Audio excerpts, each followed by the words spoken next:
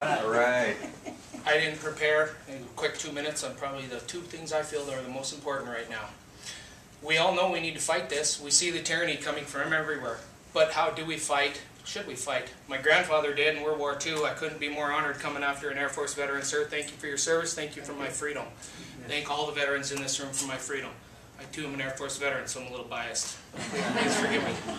My grandpa lost 6 fingers fighting for this. He fired 16-inch guns in World War II. And my family's the veteran. Anyway, how do we fight? We fight together. The first thing that I see all the time on Facebook, anywhere you get into this argument, is like, I'm sorry sir, I forgot your first name. Tom told us. The Constitution is an enumeration of your God-given rights, written down. Enumeration is an ordered listing that can never be taken away by one thing, your federal government. That's the part that liberals or any opponents can never get around. If you're educated in that, you can end the discussion in 15 minutes. How do you teach yourself the Constitution? I struggled with this my whole life until I had an amazing political science teacher at the Air Force Academy. He told me, Cody, first of all, have you ever read it?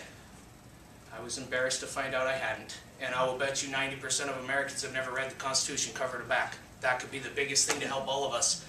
But you must read the Federalist Papers and the Anti-Federalist Papers with it. I know they're long, there's hundreds of them. It gives you the entire history, the actual thoughts and considerations of what the founders were thinking as they were debating and writing these things down. When you read that, you see it had nothing to do with the militia and the Second Amendment. It had nothing to do, well, citizens' militias, apologize. It had nothing to do with hunting, I can tell you that. The second thing I see all the time, and this is most important, while I support our local sheriff and police officers, I think they do a good job, I have seen it creeping through. You have the right to jury nullification. Read your Constitution. It's exactly what the Founding Fathers meant. In order for your government to throw you away, or any other opposition to them, what do they need? They need permission of 12 of your peers.